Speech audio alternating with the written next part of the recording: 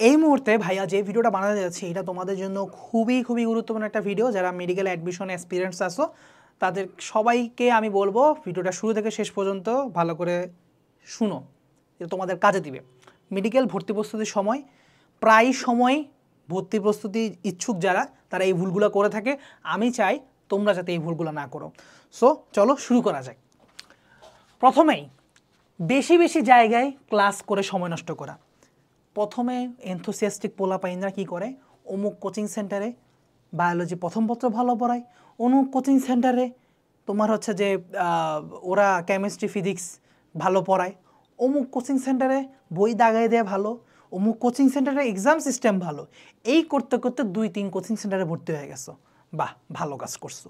এখন তুমি 2-3 কোচিং সেন্টারের সবগুলোর ক্লাস যদি তুমি একদিনে করতে যাও তাহলে তোমার মোটামুটি 6-7 ঘন্টা চলে গেছে।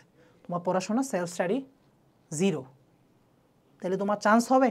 নিজের বুকে হাত রেখে নিজে বলো, তোমার কি আদৌ চান্স হবে? তোমার চান্স হবে না। তোমাদের চান্স হবে না এটা অনেকটা তুমি এখনই শিওরে যেতে পারো, তুমি যদি বেশি জায়গায় ক্লাস করে সময় নষ্ট করো। তাহলে মাথায় রাখতে হবে ক্লাস করতে হবে একটা জায়গায়, একটা প্রতিষ্ঠানে, একটা জায়গায় ক্লাস করব। এটা হয় অনলাইন হয় অফলাইন।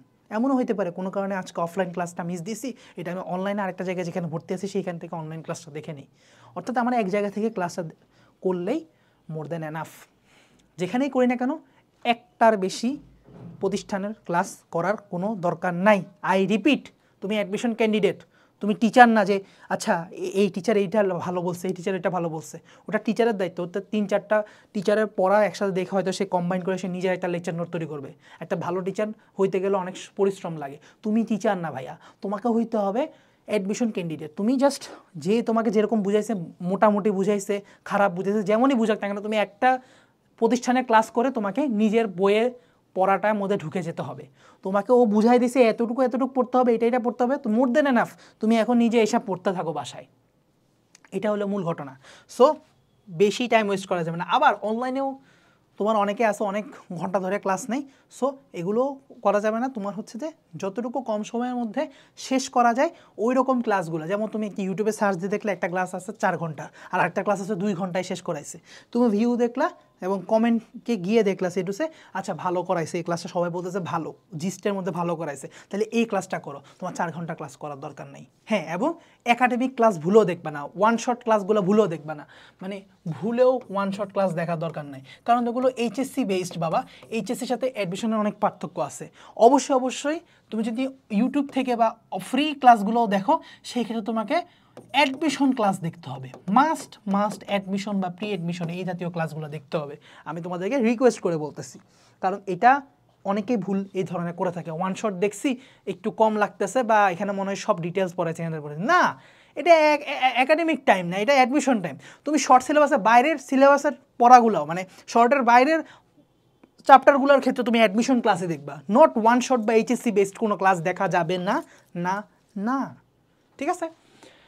তারপরে আসো সেলফ স্টাডি কম করে, যেটা বলছি যে ওই সময় নষ্ট করে সেলফ স্টাডি কম করতেছো, তুমি প্রশ্ন ব্যাংক সলভ করতেছো না। তারপরে এই যে সাথে হচ্ছে প্রশ্ন ব্যাংক সলভ না করা, নিজে প্রশ্ন ব্যাংক সলভ না করা, প্রশ্ন ব্যাংক নিজে সলভ না করা, জাস্ট হচ্ছে বইয়ের সলভটা দেখে যাচ্তেছো না, হবে না, নিজে সলভ করতে হবে। যেগুলো ভুল হয়েছে পরে বুঝবা যে কেন ভুল করলাম, ব্যাখ্যাটা দেখে নিবা। যেমন আমাদের মেডিকেল অ্যানালিসিস বুক, এখানে হচ্ছে সুন্দর মতো একটা চ্যাপ্টার শেষ করার পর প্রশ্ন ব্যাংকটা দেওয়া আছে ব্যাখ্যা সহ। তুমি প্রশ্ন ব্যাংক সলভ করার ট্রাই করলা, কোথাও ভুল করলে দেখে নিলা উত্তরটা যে আসলে কেন ভুল করলাম, ব্যাখ্যাটা আছে, আচ্ছা এই কারণে উত্তরটা এরকম হয়েছে। তাহলে তোমাকে নিজে সেলফ স্টাডি করতে হবে। এগুলোর জন্য তো টাইম রাখতে হবে, বই পড়ার পর প্রশ্ন ব্যাংক দেখতে হবে, অনুশীলনী সলভ করতে হবে, তারপর একাধিক রাইটারের কিছু জিনিসপত্র দেখার জন্য মানে সময় রাখতে হবে। সো অনেক টাইম রাখতে হবে নিজের সেলফ স্টাডির জন্য। শুধু কোচিংয়ে দৌড়াইলে হবে না ভাইয়া, ঠিক আছে। তারপরে আসো এক্সাম কম দেওয়া, ভেরি ইম্পর্ট্যান্ট।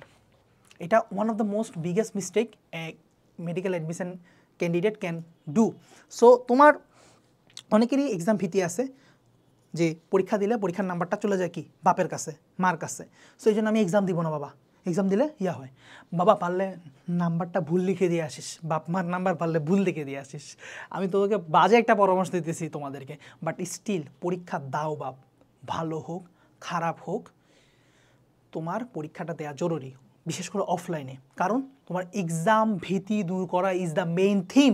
তুমি যত বেশি অফলাইনে এক্সাম দিবা তোমার এক্সামের প্রতি যে ভয়টা, এই ভয়টা তোমার কেটে যাবে, এবং এই ভয়টা কাটলে তোমার মেডিকেল অ্যাডমিশন টেস্টের দিন যে কী পরিমাণ উপকার হবে এটা আমি জাস্ট বলে বুঝাইতে পারবো না ভাইয়া। কারণ অলরেডি অ্যাডমিশন টেস্টের দিন অনেক পরিমাণ ভয় ভীতি কাজ করে, ঠিক আছে? সো সেদিন তোমার আর ওই ভয় ভীতিটা খুবই খুবই কম কাজ করবে, ঠিক আছে? খুবই খুবই কম কাজ করবে। এবং এটার কারণে কী হবে জানো, জানা প্রশ্নগুলো আর ভুল হবে না। মানুষ এক্সাম ফেয়ারনেসে যেটা হয় যে এত নার্ভাস থাকে যে জানা প্রশ্নটার উত্তরটাই সে যেন কেমন জানি লাল নীল সাদা দেখতেছে, মানে খুব ভালো করে দেখতেছে না, উল্টাপাল্টা দেখে জানা প্রশ্ন ভুল করে দিয়ে আসে বা মাথা কাজ করে না, সবচেয়ে বাজে জিনিস। সো এই জন্যই এক্সাম ফিয়ার দূর করার জন্য হলো বেশি বেশি এক্সাম দিতে হবে। এবং আরেকটা জিনিস, এক্সাম শেষে তোমাকে ভুলগুলো সংশোধন করতে হবে। যেমন অনেকে এক্সাম শেষে এসে ভুল সংশোধন করে না, সো এই ভুলগুলো সংশোধন করতে হবে। ভুল সংশোধন না করলে ওই এক্সামের কোনো ভ্যালু ক্রিয়েট করে না, ওই এক্সাম কোনো ভ্যালু ক্যারি করে না, ঠিক আছে? এসে ভুলগুলো সংশোধন করতে হবে, কেন ভুল করলাম কী করলাম সব পড়তে হবে। তারপরে আসো এক্সট্রা ইমোশন পড়তে পড়তে না বিশ্বাস তুলে ফেলা। হাই রে আল্লাহ, কেমিস্ট্রিতে হাজারিনাক স্যার তো পড়েছি, কবির স্যারের বইটাও পড়বো নাকি? কবির স্যার তো পড়া হয়েছে বন্ধু, এখন সঞ্জিত কুমার স্যারের বইটা একটু পড়বো নাকি? সঞ্জিত তো পড়া হয়েছে বন্ধু, এখন একটু লিঙ্কনদার বইটা পড়বো নাকি? আর্টসেলের লিঙ্কনদার বই। আচ্ছা যাই হোক, সো তোমরা ভাই বুঝো ভাই, বিগত 3-4 বছরে কেমিস্ট্রি হাজারিনাক স্যারের বইয়ের অনুশীলনী আর ভিতরের পড়া বাদ দিয়া কবির স্যারের বই থেকে প্রশ্ন একটা হয়েছে কিনাও সন্দেহ আছে।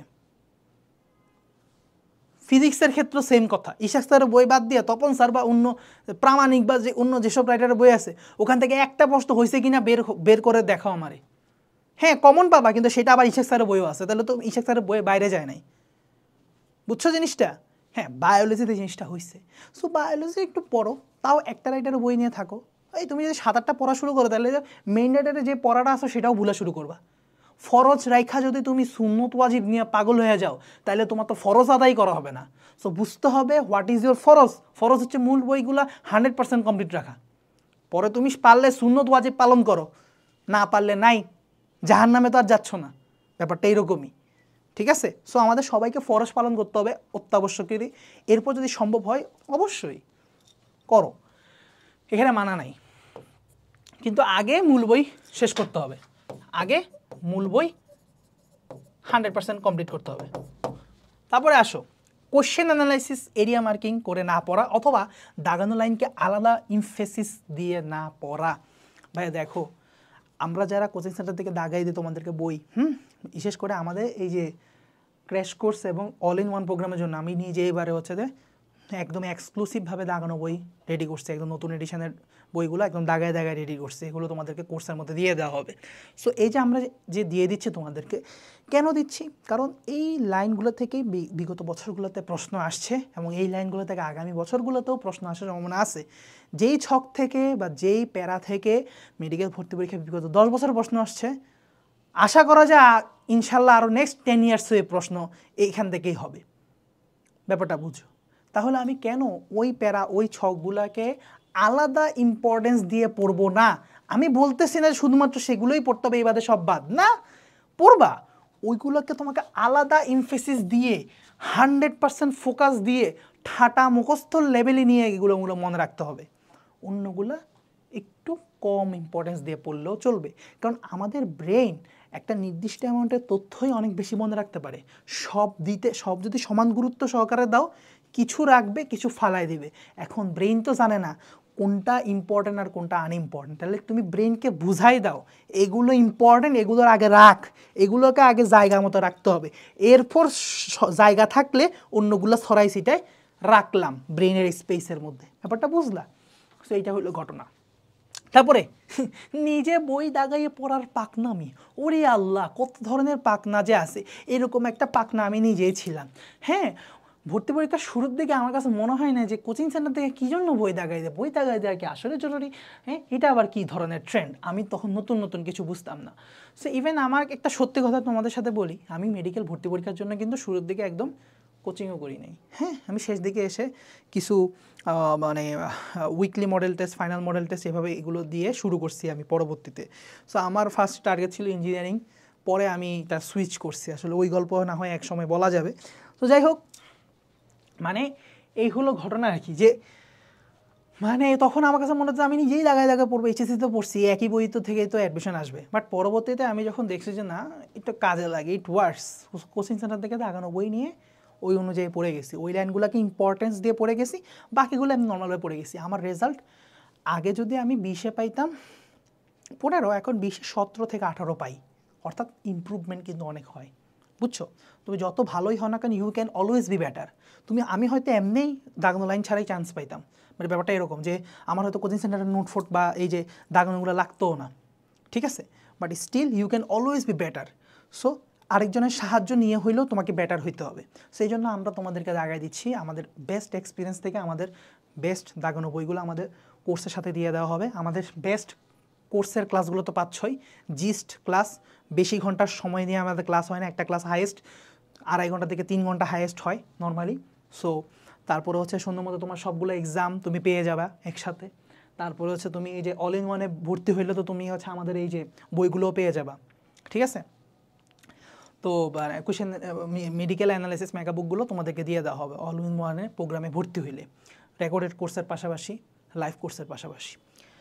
তো এই হলো মানে মোটামুটি ঘটনা। সো এই জন্য একটা কথা বলবো যে কোচিং সেন্টার যখন তোমাকে সাহায্য করতেছে, তুমি সেই সাহায্য নিবা না কেন, তোমাকে সেই সাহায্য নিতে হবে। সো একটা কথা প্রবাবলি নিউটনও বলে গেছিলো যে আমি যদি বেশি দেখে থাকি তাহলে আমি 2 দৈত্যের ঘাড়ে গিয়ে বেশি দেখতে পেরেছি। সো ওনার 2জন গুরু ছিল, ওনাদের আবিষ্কারের উপর বেস করে নিউটন আরও আবিষ্কার করছে, যার কারণে নিউটন আরও বড় সায়েন্টিস্ট হইতে পারছে। So never be ashamed of use anyone's others knowledge to become knowledgeable, ব্যাপারটা এরকমই। আচ্ছা, তারপরে আসি যে আমার পড়ার প্ল্যান না বানানো, বা মোস্ট ইম্পর্টেন্ট জিনিস, পড়ার প্ল্যান বানাই নাই। কয়েক ঘন্টায় কী পড়বো না পড়বো কোনো প্ল্যানই বানাই নাই। আমি কোচিং থেকে আসলাম, আইলে গেলাম, ঘুমাইলাম, এরপরে একটা জিনিস নিয়ে বইলাম, ঘন্টার পর ঘন্টা চলে গেল, ও আচ্ছা এটা পড়া হয় না, এটা পড়বো, তারপর আবার ঘুমাইলাম, এরপরের দিন এক্সাম দিলাম।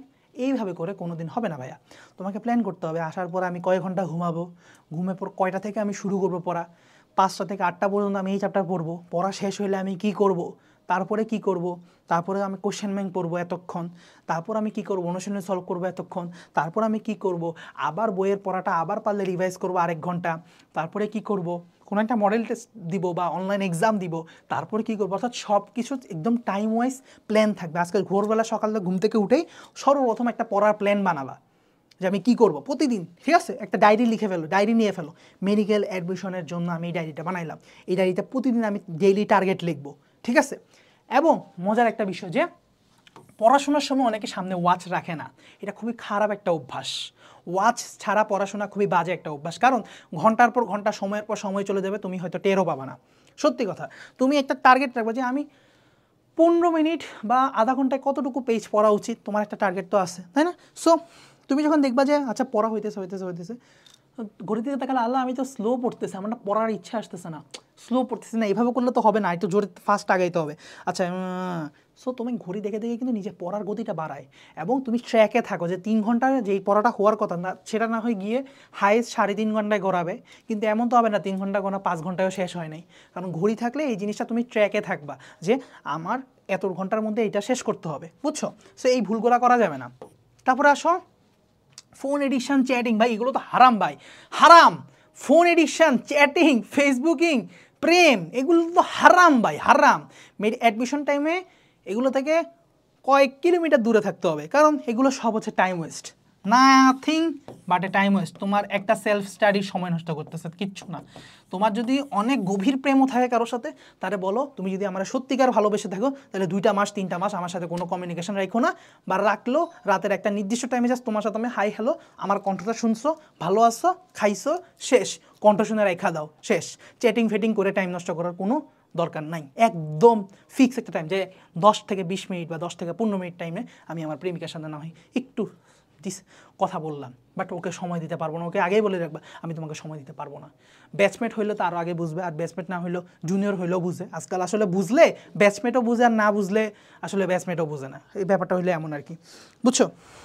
সো জুনিয়র অনেক সময় বুঝবে, ব্যাপার না।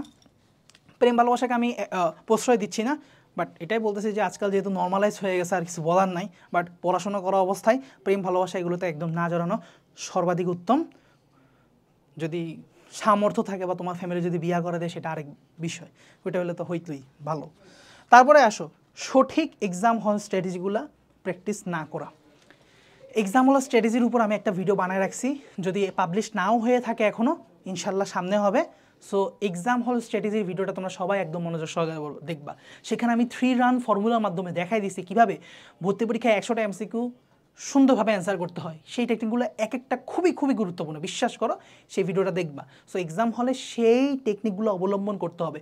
শুরুতে ম্যাথ প্রশ্ন দাগানো যাবে না, শুরুতে পারা প্রশ্নগুলো অ্যান্সার করে চলে যেতে হবে, সর্বাধিক সংখ্যক অ্যান্সার দ্রুত অ্যান্সার করে করে করে চলে যেতে হবে।